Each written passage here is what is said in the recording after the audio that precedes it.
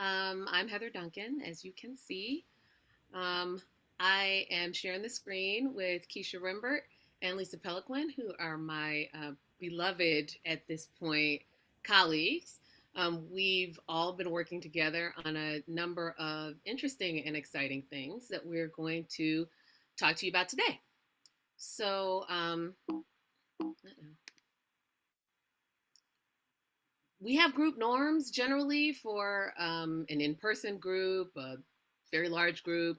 I don't know that we're going to need to really fight with these norms today, but ordinarily I like to say low tech, high engagement when I'm in front of people. There is no such thing as low tech, high engagement right now. We're working with high tech, high engagement only. Everyone gets a voice. If you guys have presented before, you know that sometimes when you're having just a really wonderful conversation, there's that one voice that always goes. And I'm not talking about the one that when there's a long silence, they just throw you a bone by being the first person to talk to make sure you're not just hanging out there. I mean, the person who has to tell like all the personal stories and not let anybody else get a word in edgewise. We're going to try to not do that. And then we're going to assume best intentions. No one here is here to attack each other. We're all here to talk about this super important issue of equity and our young teachers as they embark in their careers. Okay, so as you may know, I'm Heather Duncan. I've got a quote up here from the National Association for the Education of Young Children about it's part of their equity statement. And of course, this is the thing that I chose to highlight because, as I tell people all the time, I was a preschool teacher for 21 years. Teacher for 21 years, mostly preschool. I've taught kindergarten and first grade in there for just a second, but I am a preschool teacher. I used to, before this incarnation of Miss Heather, always be the only pre-K teacher in the room. That was always my claim to fame. Now I am the director of early learning at the Collaboration for Early Childhood in Oak Park. And so I'm not a classroom teacher anymore, but I'm also not always the only early childhood teacher in the room. So that is very, very nice. It's a change. So there I support um, mostly center-based and family child care teachers and educators of young children. I do also work with the publicly funded preschools in Oak Park. And also, I teach and mentor early childhood students that attend National Louis University, which is part of the way that I know Keisha, although we also were Teach Plus fellows at the same time. So I was early childhood, she was the normal as opposed to the abnormal Teach Plus fellowship. And we happened to meet up at a bar at one of our convenings, and with Corey Winchester and probably somebody else, and just have a really nice chat. So when it came time for someone to do an equity class for National Louis because it was high time, they tapped Keisha, and lucky me, Keisha tapped me.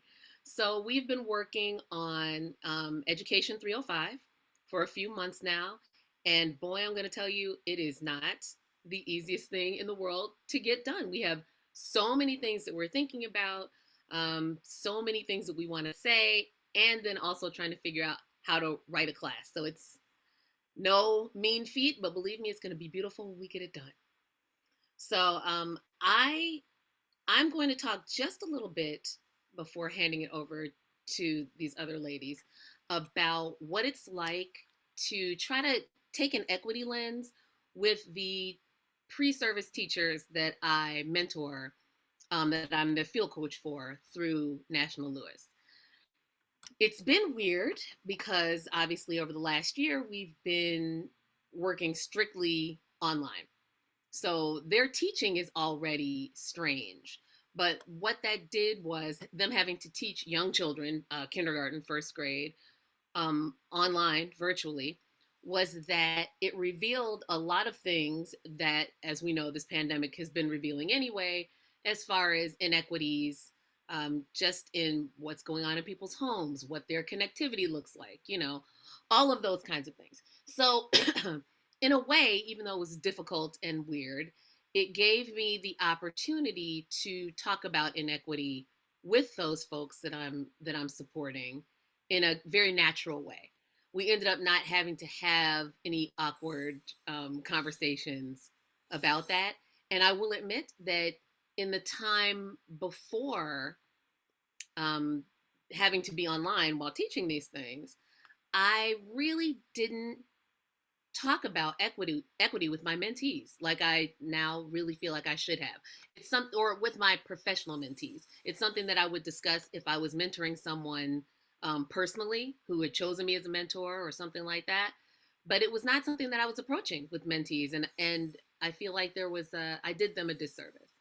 So that's why it's really wonderful to be teaching or putting together this class for somebody to be teaching with Keisha, because now I have this in the front of my mind and we'll be able to put this in the front of other folks' minds with what it is that we're doing. So with that, I'm going to, oh, here we go. I'm sorry, I should have talked about our agenda. We have this conversation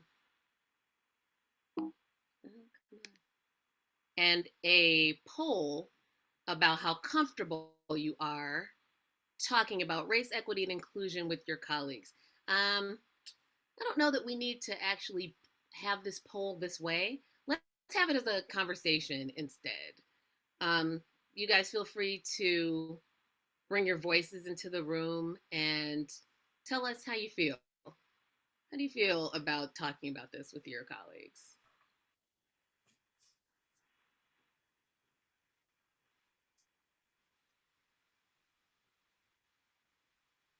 You were talking about that person that will just start talking to not leave you hanging. That's me. So I knew I'd get one. um, I'd say during this like pandemic time, our office, the group, the nonprofit that I work for, we've really tried to talk a lot about race, equity, and inclusion.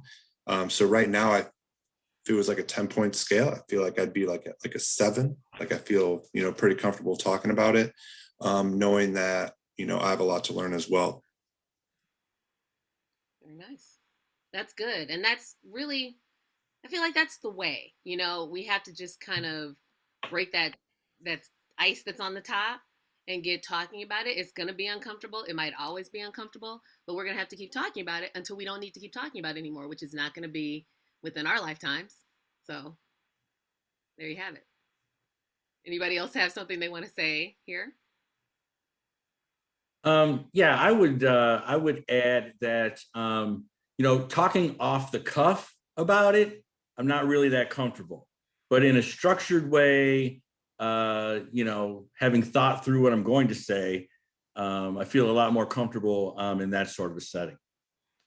Mike, can I ask you a question?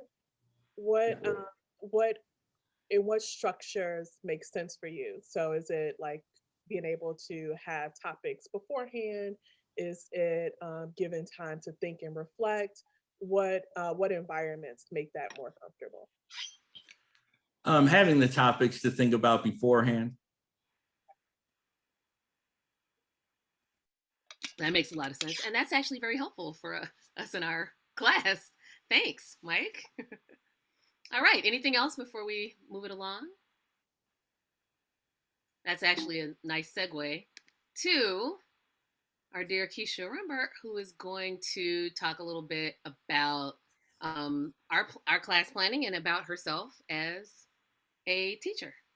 Yeah, so I can't wait to return to a bar with Heather after we finish this course. We're going to celebrate.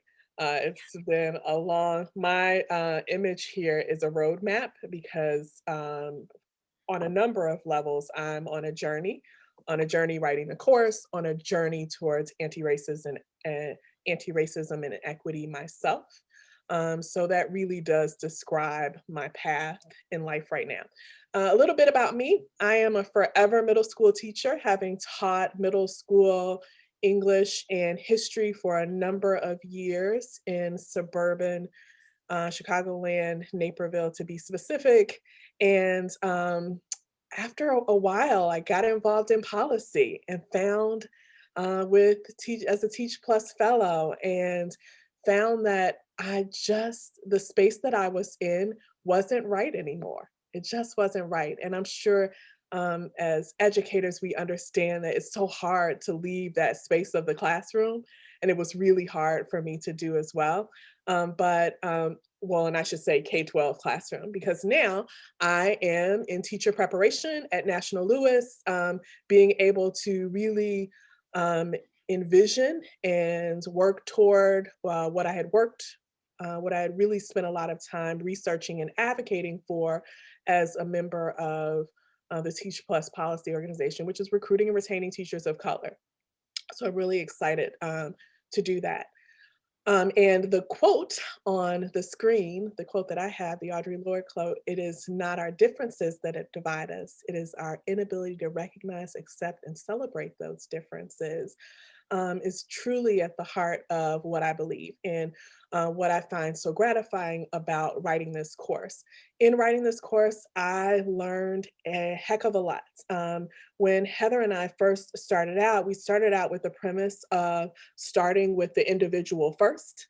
I'm sure that is a concept that you're familiar with in as we talk about equity as a nation, as societies, starting with identifying our own understanding of self and our role and position in systemic racism, within systemic racism, and then moving out from there.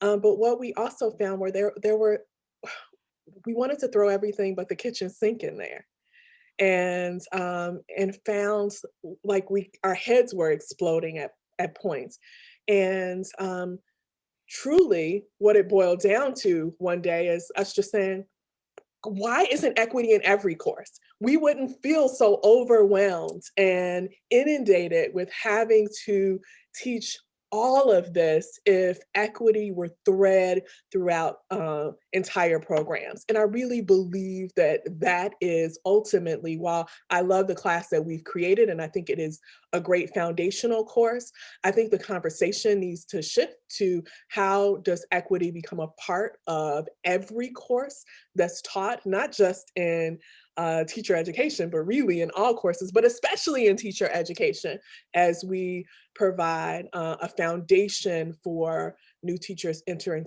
in the classroom, so that they understand it from myriad vantage points. I'll also say that I also am a mentor and oh my goodness, the word escapes me, a field coach for students in the field. And I also this year found it easier to talk about equity. We could talk about things that were happening in the world with my students and talk about how does that translate into your classroom. And I have some early childhood future educators who were really stumped by that. How do I bring that into an early childhood space? How do I have those conversations? And are students ready to have those conversations? And and we talked about maybe they're not ready to have those conversations, but those concepts are already in your classroom. And I've also been exploring identity with students as well, and how they bring their identity and their lived experiences into the classroom through just this exploration of color blindness and race neutrality, introducing equity audits to my field coaching students. So that's been really great too. Going back to, thank you, Heather, for putting that on the screen, because I totally forgot about this. Going back to the course, which is Equity in Education, what Heather and I decided to do was to really think of it in terms of these three kind of concepts as the course evolved. So in each class meeting, students will have some exposure to the history of educational inequity. they will have exposure to art integration and interrogation in classroom application.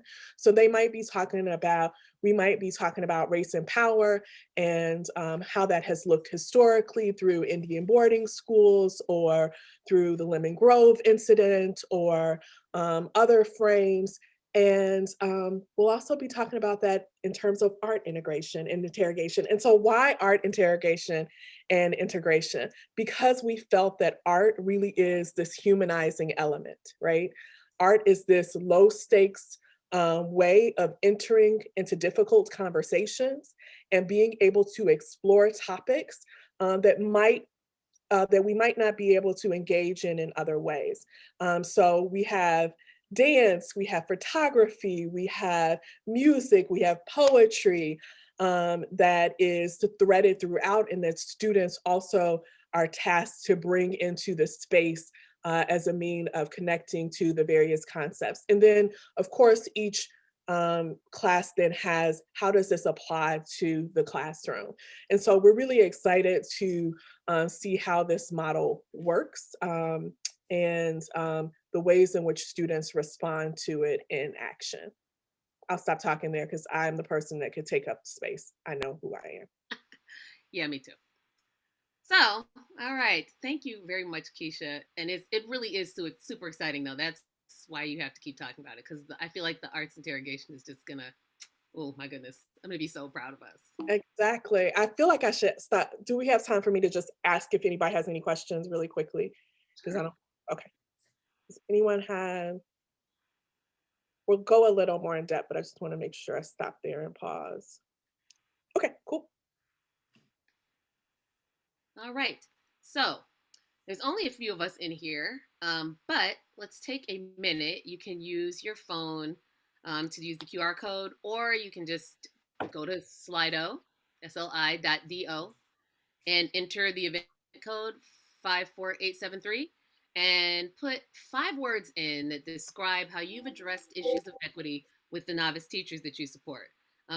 Ordinarily, I am not down with reading a slide, but sometimes people get moving, and so you have to do that. So let's just take a second to do that. I'm going to do it too.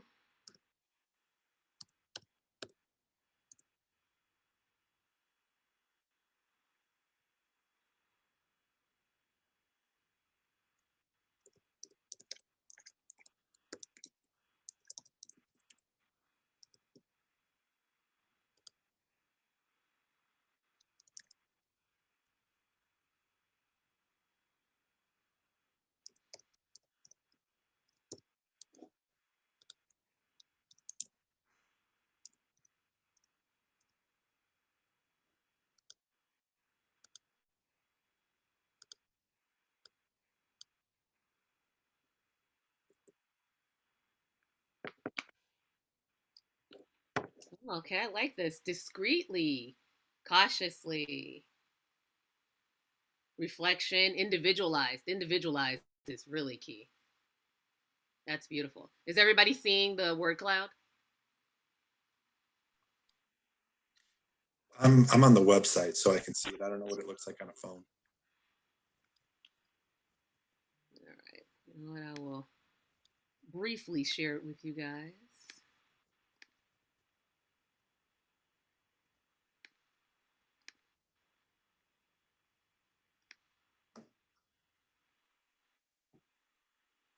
So as we know how word clouds work, nobody is saying the same thing twice, so nothing is getting bigger. That is interesting. It's the first time I've ever seen that happen in a word cloud, actually. Okay, interesting to know. All right. Oh, Anne, I did not see you down there before because I had it in presenter mode. Glad to see you there, Anne. Hi. Okay. Go back to where we were. All right. So next, I'm going to introduce Lisa Peliquin. Again, a beloved colleague of mine. Lisa and I spend much time being silly together and doing a lot of equity-based work. I will not take up a lot of your time. Lisa, take it away. Okay, well, thank you, Heather. And I'm so happy to be part of this. I really appreciate working with Heather. We have a professional relationship um, because her work at the Collaboration for Early Childhood overlaps with the organization that I work with, which is called the New Teacher Center, which, if you're not familiar with it, is an organization that started to support teachers in the induction phase, so really supporting teachers right when they entered the classroom, and now is a national nonprofit and supports both teachers who are new to the classroom as well as educational leaders, veteran teachers, to really help. And we're trying to lead with the idea of equity. So in a minute, we'll share with you our vision and mission. But let me explain a little bit more about who I am and how I came to this place. Back in college, I had a class that assigned us the book from Beverly Tatum about why are all the Black kids sitting together in the cafeteria. And this quote has been one that I've gone back to again and again about the idea of we can't, racism is so permeating the world that we live in that we have to really be active every single day to take steps in the opposite direction if we're going to combat it. And I was drawn to education as a way to really change the way we do things and create greater equity across society. And in the 20 years that I've been in education since reading this quote, I've found that way too often education ends up being the thing that perpetuates the inequity instead of being the force that changes it. And I'm still committed to being part of the conversation and trying to change it. I worked as a classroom teacher for years. My specialty was fourth grade. I feel like those kids really got my sense of humor. But as the longer I worked in that, the more I realized that actually backing into early childhood education is where you can have a huge impact on equity issues and really change the conversation. So a lot of the work I do at the New Teacher Center is around trying to help early learning teachers see the issues of equity that are happening for them in their classroom, as well as be advocates for educational equity across the system. So after being a classroom teacher, I was an instructional coach supporting new and veteran teachers in Chicago public schools. And now I work as an instructional designer at the New Teacher Center. And I get to write and deliver content around educational equity issues in early childhood and other places. So maybe we'll look at the mission and vision of the New Teacher Center. So in case you're not familiar with it, you can see that all of what we do, we really try to lead with equity. And I want to echo what Heather was saying about this is a journey, and I am still very much learning. And I try to come at this from a place of humility of like, I know more than I did last year, and I'm very sure that, or I hope very much that this time next year, I know more about this. So I am learning alongside everybody. I don't have it all figured out. And one of the things that occurred to me as we were talking about how comfortable we are with these conversations that I think has changed for me in the last 5 to 10 years is I'm getting more comfortable being uncomfortable in having equity conversations and having them with my teachers and that I was coaching and dealing with it. Where before I think I was really good at trying to avoid uncomfortable situations, especially when it dealt with issues of equity and kids of color and some of the things that would really come across in our classrooms. And I'm getting better. And I think reading Elena Aguilar's Coaching for Equity on thinking about like, okay, yeah, it's being uncomfortable is not going to kill you. It's a good thing, and this needs to happen. So that's kind of what I bring to this conversation, and I'm glad to be here. And thank you all for being here.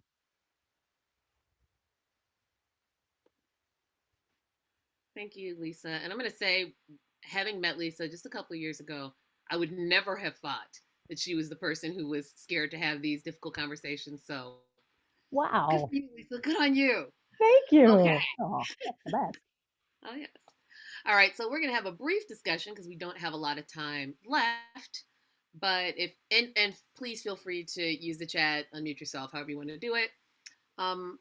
What can we as mentors do to help mentees develop their equity lenses? And how will it help us develop our own? I know I can speak for myself with working with Keisha and actually working with Lisa to do this behind the scenes work. It's made it easier for me to kind of bring it to the forefront. Do you guys have any other ideas that you want to put into the room? Just developing self-identity, I think, is just so important first. So identifying who you are as a person and what you believe and how that guides how you exist in the world.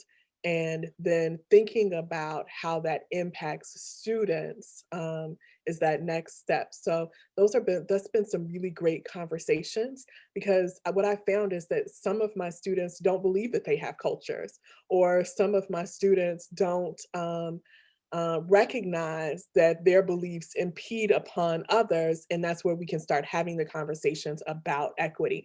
And in that, I'm learning so much that I didn't know about my students and about their interactions and their beliefs as they go into the classroom. So this idea that, schools are race neutral.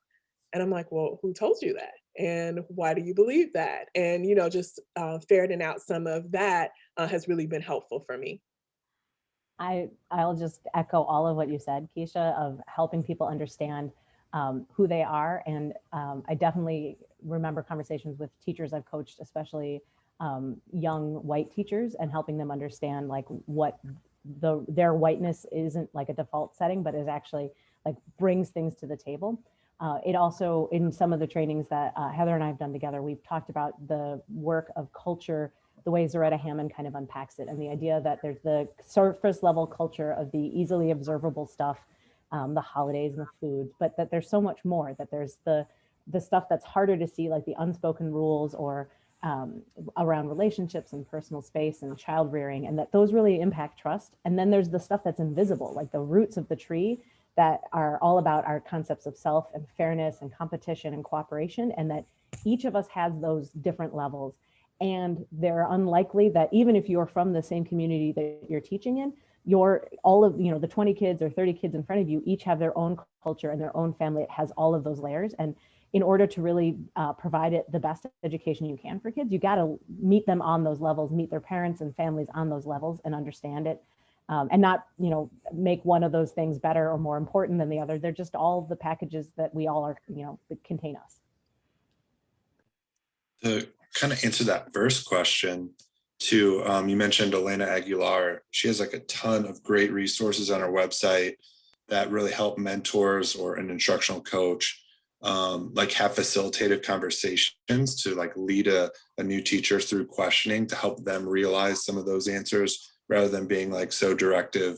And sometimes it's good to be explicit, but then that also like minimizes the learning sometimes. And I think her resources are great for that. Sorry, what was the name there? I missed the name. I'll type it in the chat. Elena Aguilar. Okay, brilliant. Okay, thanks a lot. I'll put her website in the chat. Yeah, fantastic. Thanks a lot. I think what you were saying both before about, asking questions, about awareness raising, like formulating questions in a way that mentees notice rather than you pointing things out explicitly, so that there's, like you said, there's more learning going on.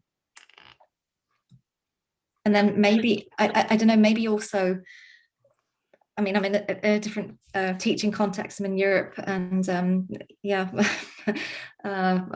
I guess maybe a different setting to the fourth grade and so on. I teach students at high school.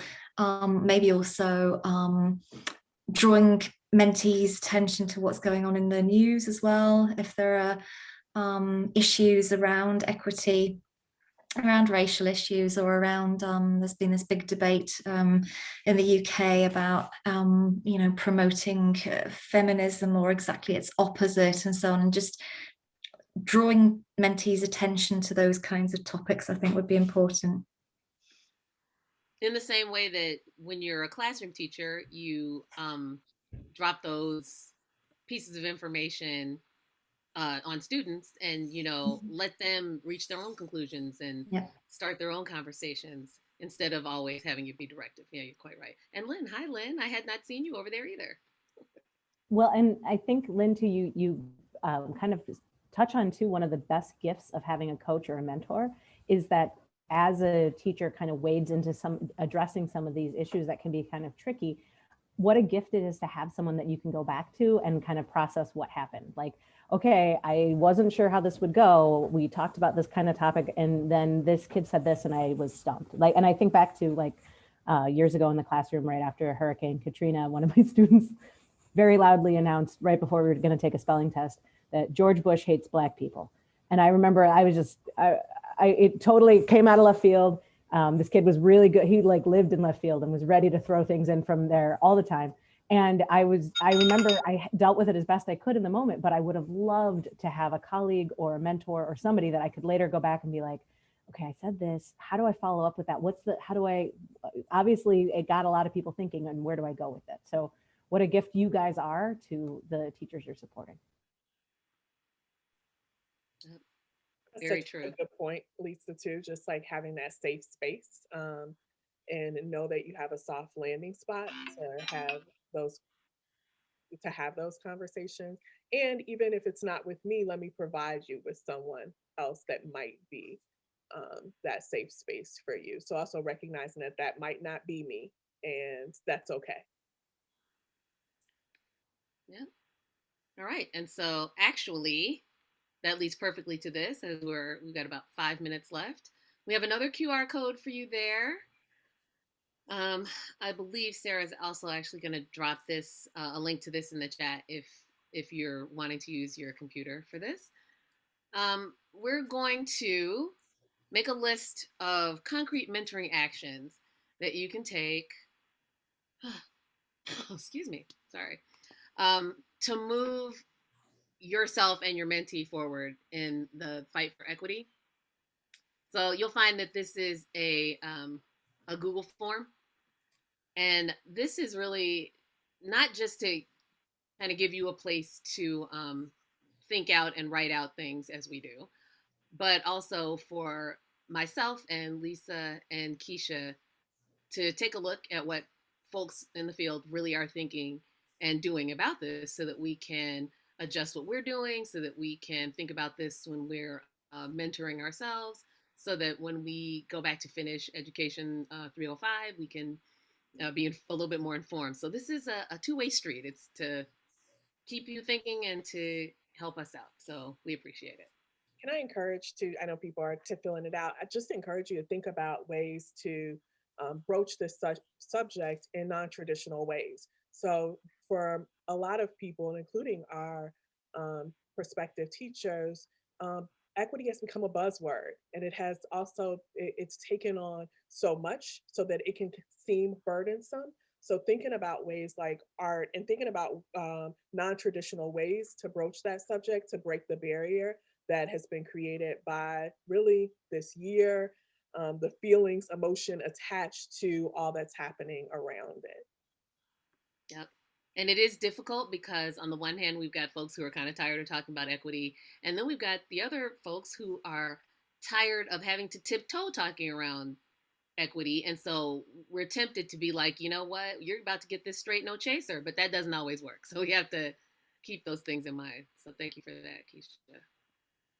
All right, so in these last couple of minutes that we've got, is there anything that you want to know from us? Is there anything that you'd like to know from others in the group?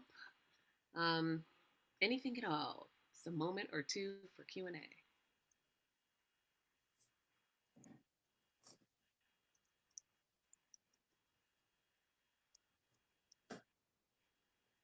It's that teacher wait time. All right, well, I'm going to ask you, Keisha, have you in the working on 305 found any interesting resources for the arts angle that you're talking about we could take? Yeah, so as I've just gone and poured over things, there's a number of videos related to just like Native American dance and what it looks like to celebrate going back to school. And I think in presenting that to students and having the conversation of what does school mean to this community, and how have we framed that, what school means to a community versus what you see in the celebration of returning to school.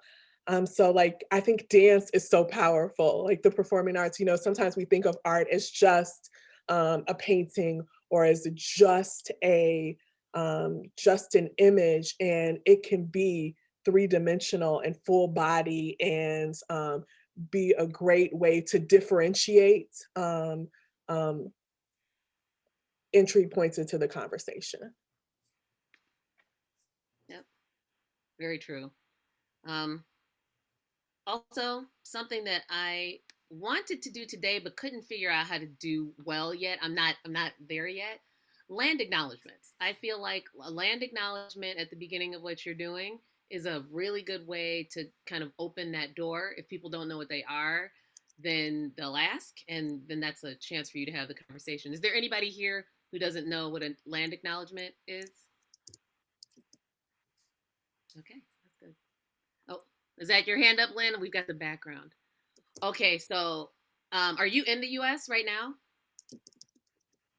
Nope. No? Okay, so in the US, people have taken to doing something called the land acknowledgement to talk about the indigenous peoples that Mhm. lived in the place where they are before this time. And it can be really simple, it can be more elaborate, but I feel like that's a real nice icebreaker, conversation starter in the event that you Yeah. need that. Thanks. So, okay, we're about to run over time here. So, if you guys have any further questions, you can find us on Twitter. You can find us via email. Authentic Preschool is one of my Twitter handles. Keisha's is KL Rembert. Lisa can be reached via her email address here. And these ways of reaching us are actually also on the handout at the very bottom. So if you really want to get in touch with us or follow us or holler at us in any kind of way, there it is.